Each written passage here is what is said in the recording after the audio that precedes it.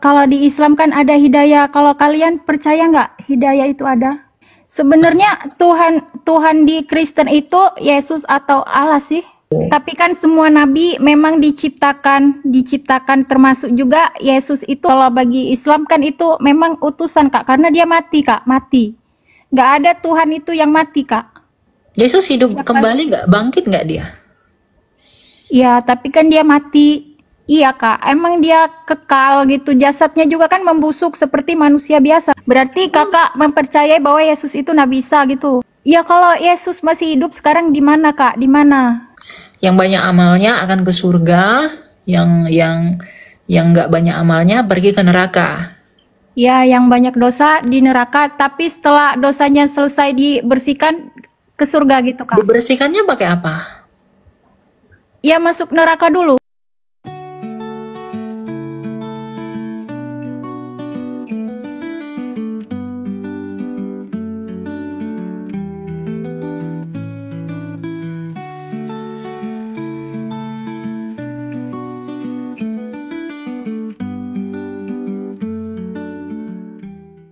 Halo, selamat malam Kak.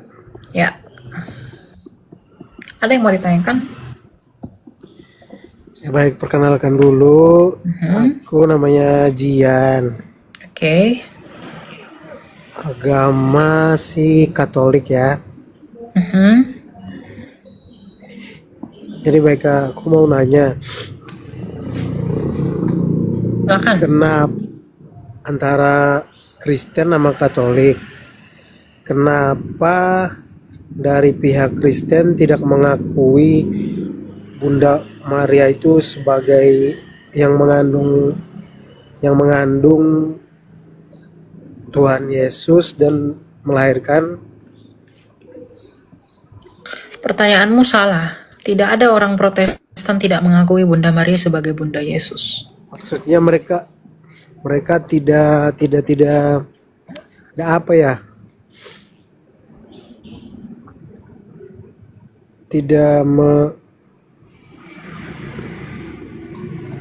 Kami tidak melakukan sebagaimana orang Katolik memperlakukan Bunda Maria. Kami mengakui Bunda Maria sebagai bundanya Yesus Kristus. Dia sebagai wanita yang terpilih dari semua wanita, ibu yang luar biasa, penggenapan dari tabut perjanjian lama. Kami mengakui itu. Cuma kami tidak melakukan, orang Protestan itu tidak melakukan apa yang dilakukan Katolik kepada Bunda Maria. Dalam hal ini misalnya dalam ibadah selalu dilibatkan untuk berdevosi. Ya meskipun saya Protestan, bagi saya devosi itu tidak masalah. Karena bukan berdoa kepada tetapi berdoa bersama. Jadi seperti mengajak para kudus yang sudah di surga untuk berdoa bersama kita kepada Allah. Bukan kemudian mereka dituhankan ya. Kadang itu mungkin misunderstanding orang Protestan kepada Katolik dalam hal itu. Karena begini Kak, karena berdasarkan pengalaman waktu dulu masih sekolah, sering berdebat sama teman-teman. Mereka bilang, kenapa kamu selalu menghormati Bunda Maria? Jadi waktu itu saya umpamakan dengan begini Kak, kata-katanya aku begini, ya, kamu percaya Tuhan Yesus terus ibunya kamu tidak menghormati, gimana? Padahal dia lahir dari Bunda Maria. Itu aja mereka masih belum ada jawaban yang benar-benar mereka kasih ke kita. Terus saya bilang lagi, kenapa kalau begitu begini, bendera merah putih dia itu kain, tapi kenapa setiap hari kalau misalkan apel kita menghormati dia, angkat tangan kita menghormati bendera itu, padahal dia itu loh kain loh. Ya sebenarnya gereja itu menghormati Maria. Semua gereja itu menghormati Maria. Kalau ada gereja yang tidak mengakui Maria itu bukan gereja yang benar. Cuma dogma gereja Katolik tentang Maria itu tidak diterima oleh orang Protestan. Misalnya Maria Immaculata itu tidak diterima Ortodoks dan tidak diterima oleh Protestan. Gereja Katolik mengatakan Bunda Maria dikandung tanpa dosa. itu tidak dipercaya oleh Ortodoks dan tidak dipercaya oleh Protestan. Misalnya begitu, ya.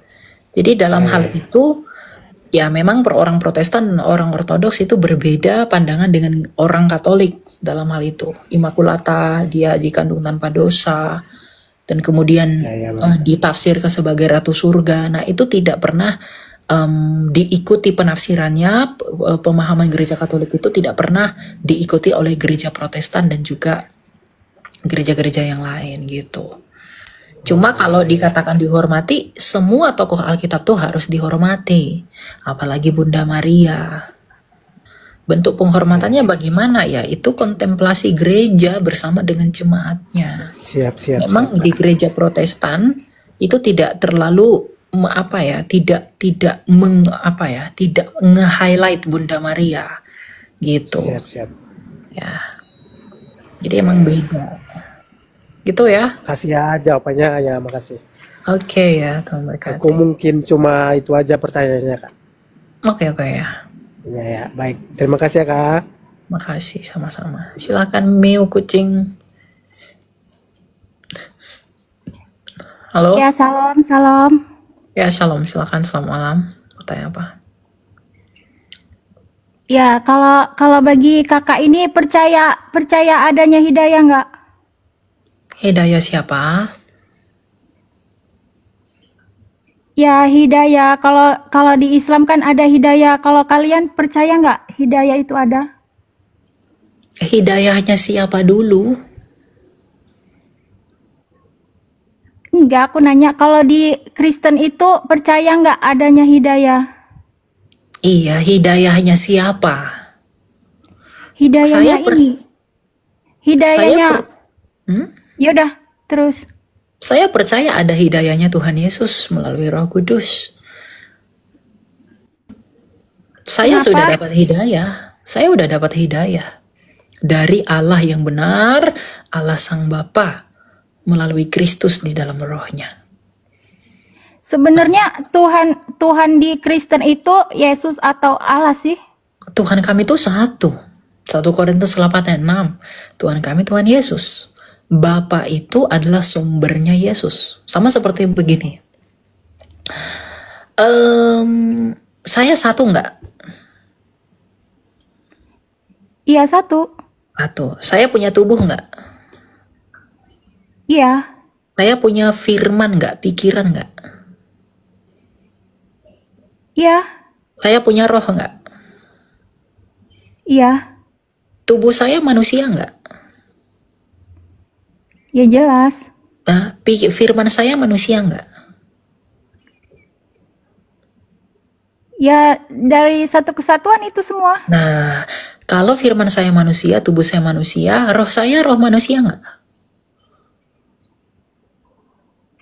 Ya, tapi kalau setelah mati Apakah ada 3 manusia? Apakah ada 3 manusia yang kamu lihat? Atau hanya satu? Ya, satu. Terus yang dimaksud Bob, ya terus yang dimaksud Allah kami itu juga satu. Ya, Tritunggal itu bagaimana? Tritunggal itu tentang bagaimana Allah kami yang satu. Nah, Bapa itu adalah Allah yang esa itu. Nah, Bapa ini di dalam dirinya dia memiliki firman nih, pikiran. Selain memiliki pikiran atau firman, dia memiliki roh. Nah, kalau Bapa ini adalah Allah, maka firmannya Bapa pastilah Allah, rohnya Bapa pastilah Allah. Dan firmannya Bapa itulah Yesus. Makanya disebut anak. Sama seperti saya, kalau tubuh saya manusia, berarti firman saya pasti manusia dan roh saya pasti manusia, tapi tidak ada 3 manusia, hanya ada 1 manusia.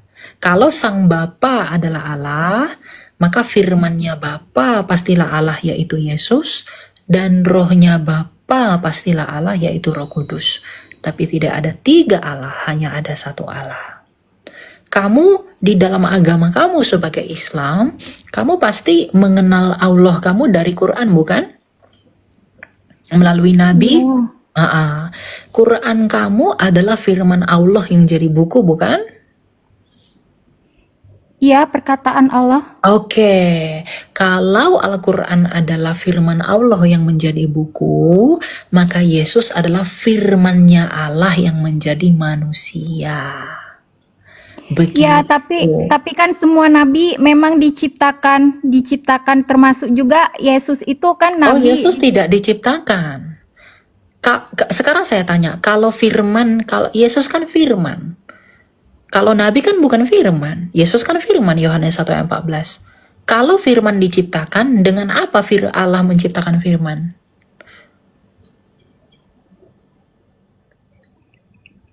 Iya. Allah kan menciptakan segala sesuatu melalui firman.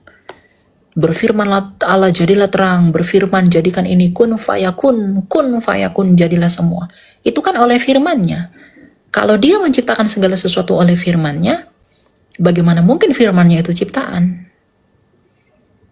Gitu. Makanya Yesus itu bukan ciptaan, karena dia adalah firman. Logos dalam bahasa Yunani-nya. Ya, Ilmunya Allah itu sendiri. bagi pendapat Kakak, tapi kalau bagi Islam kan itu memang utusan, Kak, karena dia mati, Kak, mati. Nggak ada Tuhan itu yang mati, Kak. Oh, bukannya Isa itu diserupakan ya? Kamu kok bilang mati ya? Iya kan, Yesus katanya mati, berarti kan bukan Tuhan. Ya, dia mati tapi hidup kembali, bukan? Yesus hidup kembali nggak? Bangkit nggak dia? Ya, tapi kan dia mati. Iya, dia mati tapi hidup kembali. Kamu coba logikakan. Kalau dia mati namun hidup kembali, artinya dia nggak bisa mati. Dia Ya, tidak bisa ditahan kematian. Terus Artinya emang dia berkuasa atas kematian. iya, Kak, emang dia kekal gitu, jasadnya juga kan membusuk seperti manusia biasa Oh, gitu. nggak membusuk, dia bangkit. Makanya kuburnya kosong. Di mana jasadnya sampai sekarang? Kubur Yesus emang mana sekarang? Ada nggak kuburannya sekarang? Yang ada jasadnya? Berarti Kakak mempercayai bahwa Yesus itu Nabi Isa gitu. Oh enggak, Yesus kami bukan Nabi Isa kalian. Nabi Isa kalian tuh beda dengan Yesus kami. Yang pertama, mamanya aja beda. Yang kedua, sukunya aja beda. Yang ketiga, tempat lahirnya aja beda. Nabi Isa kamu lahir di bawah pohon kurma. Ada nggak data sejarahnya? Nggak ada. Yesus kami lahir di kandang domba. Ada nggak data sejarahnya? Kami punya. Jadi kalau kalian menyamakan Nabi Isa di Quran dengan Yesus di Alkitab, kalian sedang melakukan perlawanan yang tidak seimbang. Karena apa? Karena kalian nggak punya data sejarah. Ya, kalau Yesus masih hidup sekarang di mana, Kak? Di mana? Dia di surga. Berarti udah Para mati, rasul- yang namanya di surga itu udah mati, Kak. Loh, sekarang saya tanya, Tuhan kamu sekarang berada di mana? Di Di surga Ars. bukan? Di Ars. Bukan. Iya. Oke. Dia pernah mati nggak? Enggak. Tuhan Nah. kekal, nggak pernah mati. Tuhan itu kekal. Di dalam pandangan kamu surga itu apa? Surga tempat kita nanti kalau udah mati, bagi yang ini, yang banyak amalnya ke surga, yang banyak dosanya ke neraka gitu. Yang banyak amalnya akan ke surga, yang nggak banyak amalnya pergi ke neraka. Ya, yang banyak dosa di neraka, tapi setelah dosanya selesai dibersihkan ke surga gitu, Kak. Dibersihkannya pakai apa? Ya, masuk neraka dulu. Oke, dosa itu bisa dicuci nggak dengan api? Bisa. Gimana caranya dosa dicuci dengan api? Bukan dengan api aja, dengan siksaan di neraka dulu, seberapa besar dosanya, setelah habis, bersih, baru masuk surga gitu. Oke, berarti kamu nanti ke surga dalam keadaan udah gosong. Udah Ya disiksa enggak, dulu. kalau dijadiin baik lagi, baru masuk surga gitu. Ada nggak dalilnya? Aku bukan dari pesantren, Kak. Aku tahu dari Ustadz. Kamu kalau berbicara seperti itu, kamu harus menunjukkan ke kita. Tapi nggak apa-apa, saya menghargai itu iman kamu. Tapi bagi kami tidak menerima itu. Karena gagasan itu nggak pernah ada dalam iman kami. Dan kamu harus tahu bahwa iman kamu itu datangnya belakangan dari iman kami. Gitu. Dan memang Ya, iman kalian tidak ada hubungannya dengan kami. Jadi kalau kalian bilang kami menyempurnakan, kami tidak merasa disempurnakan. Karena apa? Kalau kalian menyempurnakan kami, harusnya kalian lebih komplit daripada kami. Tapi ini enggak. Kalian malah meniadakan semua perintah kitab suci kami. Menghilangkan sakramen-sakramen kami. Gitu. Jadi kita tuh enggak pernah sama. Seperti yang saya katakan menyempurnakan tadi. itu bukan berarti semua dipakai gitu Kak. Mana yang salah, yang nggak dipakai gitu. Oke, kira-kira apa yang disempurnakan? Ya, Kakak cukup pelajari kalau Kakak pengen tahu Justru tentang karena Islam, belajar. justru karena saya udah belajar, makanya saya tahu. Kenapa Makanya kalau saya Kakak tanya. udah belajar?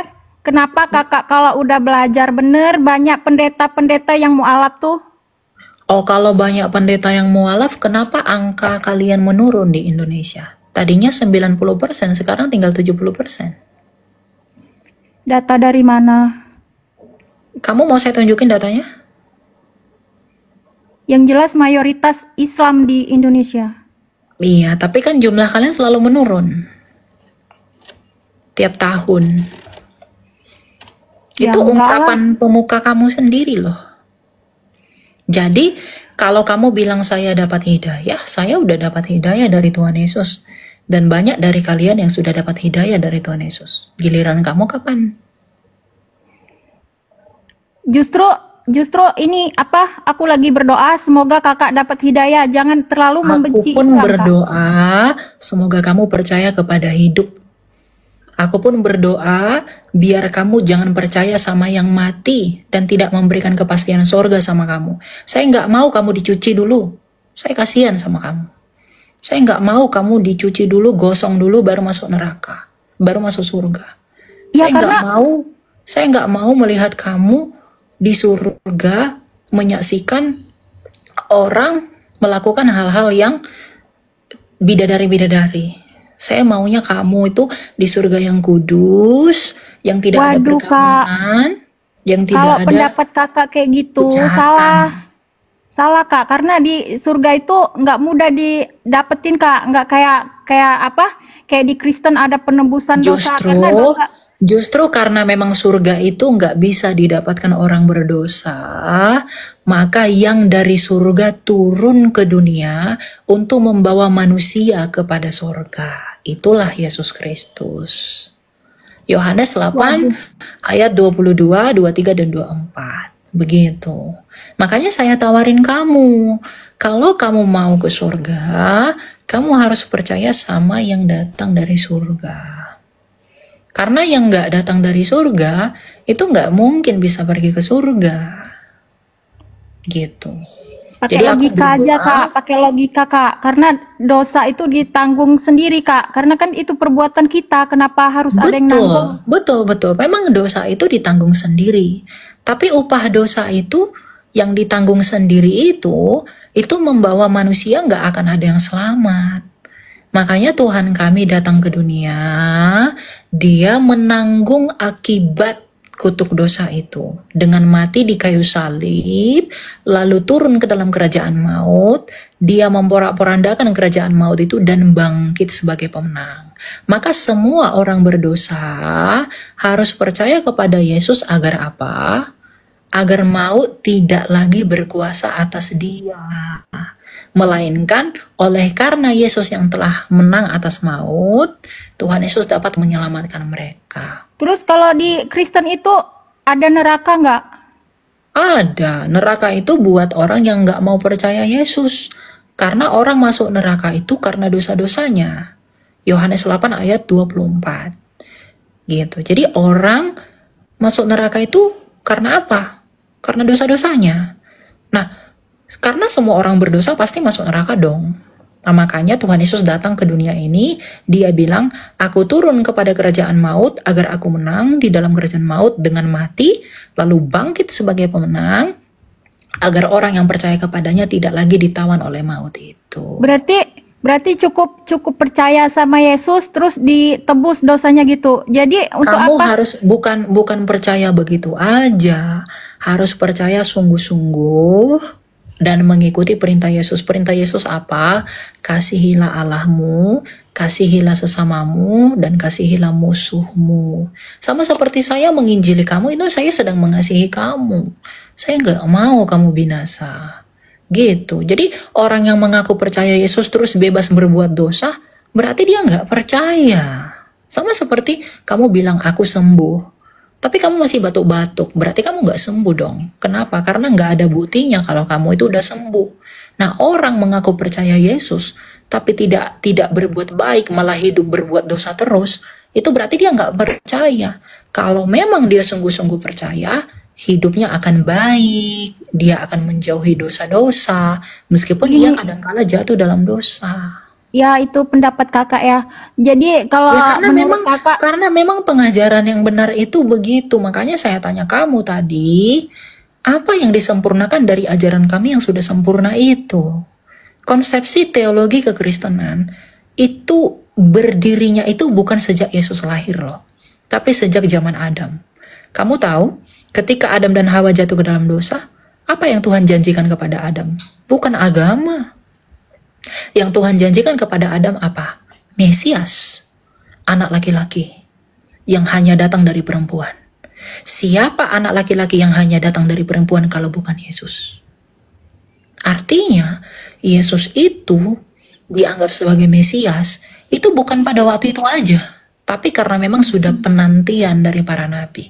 Makanya dalam Lukas 16 ayat 16, dikatakan hukum Taurat dan nubuatan kita para nabi itu berakhir sampai tampilnya Yohanes Pembaptis, dan sejak saat itu kerajaan Allah diberitakan. jadi Gitu. kalau gini Kak, jadi kalau Tuhannya Kristen itu di surga, terus yang mengatur alam semesta ini siapa? Allah kan maha kuasa. Yesus kan mati dalam keadaannya sebagai manusia, bukan keilahiannya yang mati. Sama seperti begini, kalau kitab suci kamu saya bakar, apakah firman Allahmu terbakar? Kan enggak, kertasnya yang terbakar. Nah, ketika Yesus mati di kayu salib, firman Allah enggak mati. Yang mati apa? Kemanusiaannya. Karena Allah tuh enggak bisa mati. Firman Allah enggak bisa mati. Sama seperti firman Allah kamu enggak bisa terbakar. Gitu. Itu gimana sih maksudnya? Seumpamanya nih Tuhannya itu disalib, terus yang mencabut nyawanya itu siapa gitu? Nggak ada, di kami tuh nggak ada cabut nyawa. Semua orang itu mati karena dosa. Gini, Tuhan kami tidak pernah menciptakan manusia untuk mati. Kalau di kamu kan Tuhan ciptakan, ditakdirkan untuk mati. Lalu nanti dimasukkan ke surga atau neraka begitu. Kami enggak. Semua orang mati itu karena dosa. Jadi Tuhan kami itu enggak berdrama. Tuhan kami cipta manusia itu untuk hidup kekal. Tetapi dosa manusia itulah yang membuat dia mati. Jadi Tuhan kami enggak pernah menciptakan kami untuk mati. Kalau Tuhan kamu mungkin ciptakan kamu untuk mati. Nah, pertanyaan saya, kalau dia menciptakan kamu untuk mati, untuk apa kamu diciptakan? Ya untuk ini, untuk apa? Beribadah kepada Allah. Kalau kita nggak beribadah kan berdosa, berarti dia menentang Tuhan gitu. Untuk beribadah, kenapa dia tidak ciptakan aja di sorga? Tidak usah ciptakan bumi kalau hanya untuk beribadah. Ya itu karena kan itu ujian manusia Kak. Siapa yang beriman, siapa yang nggak beriman gitu. Jadi kalau ada orang nggak beriman itu ditakdirkan nggak sama Tuhan? Iya, kita kan ini manusia cuma menjalankan takdir aja. Oke, kalau saya nggak percaya Tuhanmu, lalu saya dibuang ke neraka, itu kan karena takdir Tuhanmu. Berarti kenapa dia menyalahkan saya? Kalau begitu. Itu prioritas Tuhan Kak. Kita manusia nggak tahu, akal kita nggak nyampe. Oke, berarti saya bisa katakan Tuhan kamu otoriter dong. Iya, Tuhan memang mutlak, hak mutlak Tuhan itu Oke, karena kan oke, dia yang oke. mencipta. Itulah yang membuat saya nggak mau percaya sama Tuhan kamu. Saya mau percayanya kepada Tuhan yang penuh kasih, yang mengampuni, yang tidak otoriter. Saya nggak mau percaya kepada Tuhan yang menakdirkan orang lain untuk mati. Saya nggak mau percaya kepada Tuhan yang membuat orang mati. Ada orang masuk neraka, itu Tuhan udah takdirkan. Saya nggak mau percaya sama Tuhan yang seperti itu, jahat banget dia. Berarti Tuhan tuh jahat kalau begitu. Ya kalau Itu kamu bilang, pikiran kalau kamu bilang itu apa? Itu sudah ditakdirkan, dia berdaulat, dia murka, berarti dia semena-mena dong sama manusia. Dia masukkan yang satu ke surga, dia masukkan yang satu ke neraka. Nah, iya saya nggak Kak, mau percaya kepada Tuhan. karena itu Kamu Kak, itu akal pikiran manusia. Kita nggak nyampe apa yang dimaksud Tuhan kita itu untuk apa. Itu karena untuk kebaikan kita umat manusia. Ya, Kalau kamu akal suka kita nggak? Kamu suka nggak kalau gurumu semena-mena sama kamu, mukul kamu, tampar kamu, gigit kamu? Kamu suka nggak sama guru yang seperti itu? Ya kalau kita bersalah ya nggak masalah. Oh ya. Tapi kalau Berarti kita kalau udah kamu, baik masa dipukul, nggak mungkin lah. berarti kalau kamu jadi penjahat, kamu nggak perlu ini dong, nggak perlu bertobat dong. Soalnya kan Tuhan udah takdirin kamu begitu. Ya walaupun itu takdir kan di Islam itu ada takdir yang bisa dirubah, ada takdir yang tidak bisa dirubah. Takdir yang tidak bisa dirubah itu maut, jodoh, sama rezeki Kak. Kalau yang lain sesuai dengan kita aja. Takdir bisa dirubah, sama takdir nggak bisa dirubah. Takdir itu apa Ya, sih artinya? Ketetapan Tuhan kan? iya. Nah, berarti kalau ada takdir yang bisa diubah, ketetapan Tuhan yang bisa diubah, berarti kamu lebih hebat dong dari Tuhanmu. Sesuai gini Kak, seumpamanya ini hari ini kita ditakdirkan untuk kecelakaan, kemudian kita bersedekah, berbuat baik, berdoa, semoga kita hari ini diberi keselamatan gitu bisa dirubah. Oh, berarti kamu lebih hebat dari Tuhanmu dong. Kamu bisa merubah takdir yang sudah Tuhan tetapkan. Bukan gitu Kak, karena kita kan bermohon sama Allah juga, semoga hari ini diberi keselamatan, keluar dari rumah kita sudah berdoa semoga diberi keselamatan, jadi kecelakaan itu bisa dihindarkan gitu. Oke, berarti namanya bukan takdir. Karena takdir itu kan ketetapan. Tuhan menetapkannya kapan? Sebelum segala zaman atau kapan ditetapkannya? Sebelum kita dilahirkan sudah ditetapkan 3 takdir yang tidak dapat diubah, yaitu rezeki, jodoh, maut. Selain itu sesuai dengan amal kebaikan kita, bisa dengan bermohon kepada Allah bisa dirubah. Oke, kalau misalnya sebelum kamu dilahirkan, Tuhan menakdirkan kamu hari ini makan es krim. Kamu bisa nggak merubah itu? Iya, bisa. Loh, berarti pengetahuan Tuhan gagal dong. Kalau kita dikasih kebaikan, kenapa kita mau dirubah takdir? Bukan. Kecuali kita Maksud saya bermohon. begini, kalau Tuhan tahu, pengetahuan Tuhan itu pasti nggak? Iya, pasti. Oke. Kalau Tuhan tahu kamu hari ini makan es krim, berarti harus kamu makan es krim kan hari ini? Gini loh Kak, maksud aku itu yang tidak bisa dirubah itu, takdir itu ada Oke. 3, Nggak apa-apa. jodoh, Ya, maut, lupakan aja sama untuk itu ya. Mungkin kamu perlu belajar lagi tentang iman kamu sendiri, tapi ya saya hanya memberitakan Injil buat kamu. Semoga kamu selalu diberkati oleh Tuhan. Kamu rendah hati, kamu dengan tulus, kamu berdoa gini sama Tuhan dalam doa kamu gini. Kamu bilang dalam hati kamu, Tuhan yang benar, datangilah aku. Kamu coba berdoa begitu tiap hari. Tapi kamu dengan hati yang tulus, jangan hati yang sombong, jangan hati Ya, yang congkak kalau gitu ya. kakak ngajarin aku kayak gitu, kakak juga ya berupaya dong. Minta di Iya, aku apa? udah berupaya. Aku pelajari kitab kamu loh. Aku pelajari hadis kamu loh. Gitu. Tapi aku selalu cinta sama Tuhan Yesus. Belajarnya belajar otodidak atau sama ustadz atau apa gitu? Oh enggak, saya cari referensi aja. Banyak kok di Aduh Kak, online. karena kan kalau di Islam aja Kak perlu belajar sampai ke Turki segala macam. Kalau untuk ini apa kita mengerti Al-Quran gitu Kak, nggak sembarangan gitu. Oh, jadi semua orang Indonesia harus pergi ke Turki belajar gitu? Guru-guru kami kayak kiai, ustadz itu rata-rata ilmunya udah Iya, mencapai di itu, makanya kita Kristen, belajar. apologet Kristen ada yang banyak yang mantan Muslim. Dari mereka kita bisa belajar banyak gitu. Ada yang misalnya Pak Fendi Aceh ya, mereka banyak bisa belajar, terus banyak deh gitu. Aduh, Pendi Ada Aceh itu satu, ilmunya apa, Kak? Di ini dulu diselidiki ilmu dia apa gitu. Murtad gara-gara apa gitu. Apakah gara-gara karena uang itu atau tadi apa? dia tidak mau percaya sama Tuhan yang otoriter, Tuhan yang semena-mena dia nggak mau percaya itu. Dia mau datang kepada Tuhan yang penuh belas kasih, yang menyayangi, yang mengampuni. Begitu, gitu ya. Jadi saya harap kamu Ya semakin udah, giat semoga ini ya belajar. Kak, sama-sama berdoa. Semoga aku doakan, semoga Kak Elia juga dapat hidayah gitu. Iya, amin. Dan Tuhan udah jawab itu, bahwa aku sudah diberi hidayah oleh Tuhan Yesus. Dan aku berdoa, kamu juga diberi hidayah oleh Tuhan yang sama. Oke? Oke, Tuhan memberkati yaudah kamu makasih ya. ya. Aku turun dulu ya Ya, Kak. bye-bye. Ya. Bye-bye.